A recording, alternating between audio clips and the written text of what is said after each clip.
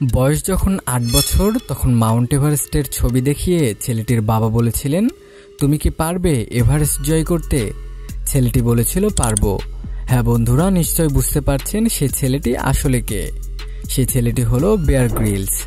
তিনি জুন মাসের ৭ তারিখ ১৯৭৪ সালে নর্দার্ন আয়ারল্যান্ডে জন্মগ্রহণ করেন। বর্তমান বয়স তার ৫০ বছর। বেয়ার গ্রিলস তার জনপ্রিয় শো ম্যান ভার্সেস ওয়াইল্ডের জন্য বিশ্বখ্যাত। সেখানে তিনি প্রতিনিয়ত জীবন চলার পথ সম্পর্কে অবগত করেন, কিভাবে প্রতিকূল অবস্থায় নিজের জীবনকে টিকিয়ে রাখতে হয় সেই সম্পর্কে সম্যক ধারণা দিয়ে থাকেন।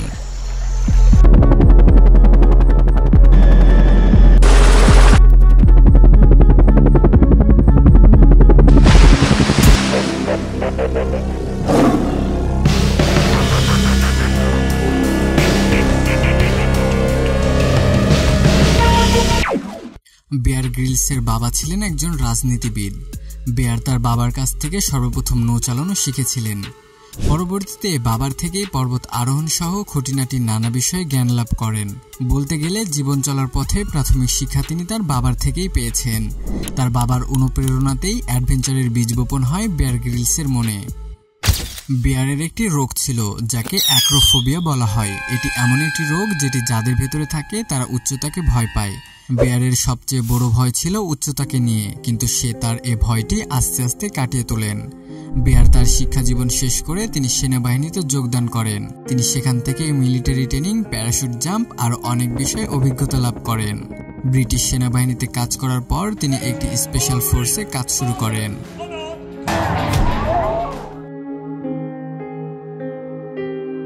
১৯৯৬ সালে তিনি একবার জাম্বিয়ায় প্যারাশুট ট্রেনিং করাচ্ছিলেন। তিনি ছিলেন প্যারাশুট সম্পর্কে জানাশোনা এক অভিজ্ঞ ব্যক্তি। তিনি সেখানে ১৬০০ ফুট ওপর থেকে লাফ দিয়েছিলেন, কিন্তু প্যারাশুট খোলার সময় অনেক চেষ্টা করেছিলেন, কিন্তু সেইবার কোনোভাবে প্যারাশুট খুলতে পারছিলেন না। এক পর্যায়ে এসে তিনি প্যারাশুট খুলতে পেরেছিলেন, কিন্তু প্যারাশুটটি পুরোপুরি খুলছিল না। এই কারণে তিনি একটি গাছের সাথে ধাক্কা খান। ধাক্কা খাওয়ার পর তিনি প্রচণ্ড ব্যথা অনুভব করেন। পরে যখন তার সঙ্গীরা তাকে আফ্রিকার একটি হসপিটালে নিয়ে যায়, তখন জানা যায় তার স্পাইনাল কর্ডের ৩টি হাড় T8, T10 এবং T12 ভেঙে গিয়েছে।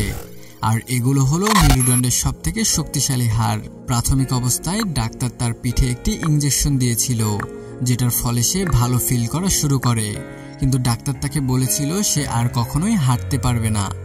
ডাক্তারের এই কথাটাই সে অনেক ভেঙে পড়ে। সে ভেবেই নিয়েছিল আর হয়তো কখনোই সে অ্যাডভেঞ্চার করতে পারবে না। তার ছোটবেলার মাউন্ট এভারেস্ট জয় করার স্বপ্ন যেন স্বপ্নই থেকে যাবে। দুশ্চিন্তা আর তার শরীরের এই অবস্থা তাকে রীতিমতো মানসিক চাপ দিতে শুরু করে। ভেতর থেকে সে একেবারেই ভেঙে পড়েছিল। তিনি যে বেডে শুয়েছিলেন সেখানে একটি ধুলো জমা ছবি ঝুলানো ছিল, আর ছবিটি ছিল মাউন্ট এভারেস্টের। বেয়ার গ্রিলস তার কোনো এক প্রেজেন্টেশনে বলেছিল সেই সময় এই ধুলো জমা ছবিটির মতো তার স্বপ্নেও ধুলো জমে গিয়েছিল।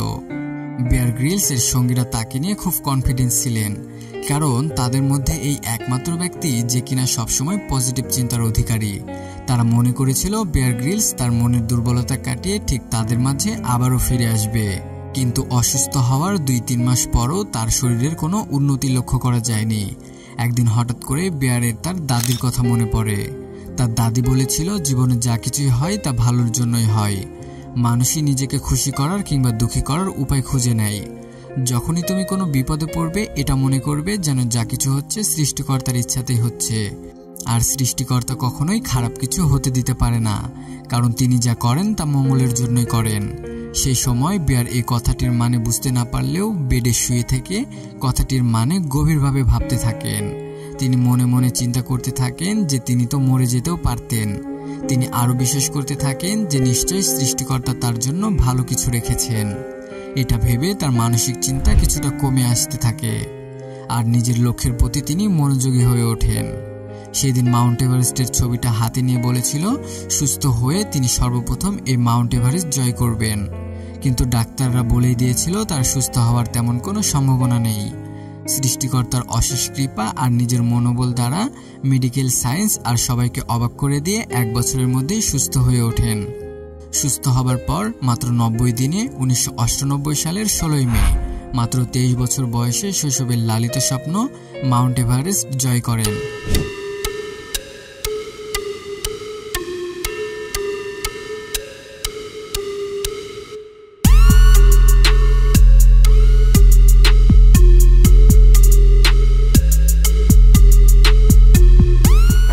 জয়ের মাধ্যমে তিনি পৃথিবীকুলের জন্য যে শিক্ষাটি রেখে গিয়েছেন তা হলো মনোবল।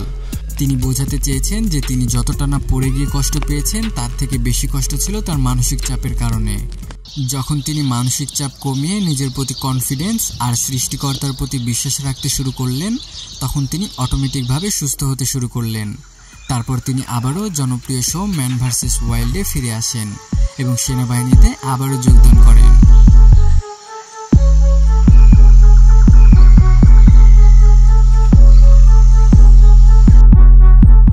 শুধু যে টিভির পর্দায় তিনি প্রতিনিয়ত বেঁচে ফেরার গল্প শেয়ার করেন তা কিন্তু নয়, পৃথিবীকুলকে তার নিজের জীবন থেকেও বাস্তবতার মুখোমুখি করেছেন। কি বন্ধুরা, একজন পঙ্গু মানুষের স্বপ্ন যদি হয় এভারেস্ট জয় করা, তাহলে আপনি কেন এক ধাপ পিছিয়ে থাকবেন? সৃষ্টিকর্তা আপনাকে সবকিছু দিয়েছে, চাইলে আপনিও কঠিন কিছু জয় করতে পারবেন। শুধু চাই বিয়ার গ্রিলসের মতো একটি স্বচ্ছ নিজের প্রতি আত্মবিশ্বাস।